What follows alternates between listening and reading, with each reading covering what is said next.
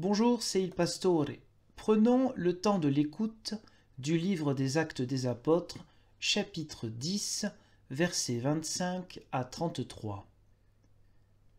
Lorsque Pierre entra, Corneille, qui était allé à sa rencontre, tomba à ses pieds et se prosterna. Mais Pierre le releva et dit : « Lève-toi, moi aussi je suis un homme. » Et tout en conversant avec lui, il entra et trouva beaucoup de personnes réunies. Il leur dit : « Vous savez qu'il est interdit à un juif de se lier avec un étranger ou d'entrer chez lui. Mais Dieu m'a montré qu'il ne fallait dire d'aucun homme qu'il est souillé ou impur. C'est pourquoi, quand vous m'avez envoyé chercher, je suis venu sans faire d'objection. Je vous demande donc pour quelle raison vous m'avez fait venir. » Corneille dit : « Il y a maintenant 4 jours, je priais dans ma maison à la 9e heure. Et voici qu'un homme en vêtements éclatants se présenta devant moi et dit : Corneille, ta prière a été exaucée, et Dieu s'est souvenu de tes aumônes. Envoie donc appeler à Jaffa Simon surnommé Pierre. Il est logé dans la maison de Simon, corroyeur, au bord de la mer. Aussitôt je t'ai envoyé chercher, et toi tu as bien fait de venir. Maintenant donc, nous sommes tous ici devant Dieu pour entendre tout ce qui t'a été ordonné par le Seigneur. » Alors, dans notre contexte, c'est une histoire de vision, pas de visio, mais de vision. Vision interposée, vision de Corneille, vision de Simon-Pierre. Et une rencontre pour que la parole de Dieu soit prononcée par Simon-Pierre. Devant qui, pour qui? Les Juifs et les païens. Corneille est un païen, c'est un Romain, c'est un centurion. Il était très apprécié de la communauté juive. Alors voici qu'ils se retrouvent ayant été inspirés les uns et les autres. Lorsque Pierre entra, Corneille, qui était allé à sa rencontre, tomba à ses pieds et se prosterna. Le mot se prosterner en grec, c'est le même mot que l'on traduit pour dire adorer. Effectivement, on comprend tout de suite la réaction directe de Simon-Pierre qui lui fait se relever en disant « Lève-toi, moi aussi je suis un homme, moi aussi je suis un être humain. » Il ne s'agit pas d'adorer les êtres humains. Alors le mot qui est utilisé, il y a plusieurs mots que l'on peut traduire par se relever. Là, il y a les 2 verbes dans la même phrase, 2 verbes différents. Et donc, quand Pierre lui dit « lève-toi », c'est le même mot que l'on utilise en grec pour parler de la résurrection, c'est-à-dire être éveillé, réveillé, relevé. Alors voici qu'ils discutent et qu'il y a beaucoup de monde.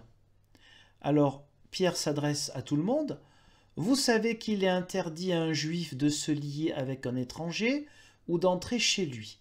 Mais Dieu m'a montré qu'il ne fallait dire d'aucun homme qu'il est souillé ou impur. » Alors Simon-Pierre fait référence à encore une vision qu'il a eue. On peut la lire dans le même chapitre, ce chapitre 10 du livre des Actes des Apôtres, à propos des nourritures. Vous savez qu'il y a des lois strictes de nourriture dans la Torah. C'est ce qu'on appelle la cacheroute, les lois cachères. Pas simplement d'ailleurs pour la nourriture, mais pour bien des choses. Et donc, la vision qu'a eue Simon-Pierre au début de ce chapitre nous montre que non, plus rien n'est impur ou souillé. C'est une ouverture maintenant vers le monde païen.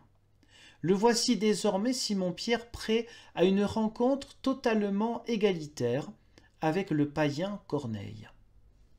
Reprenons au verset 29. « C'est pourquoi quand vous m'avez envoyé chercher, je suis venu sans faire d'objection.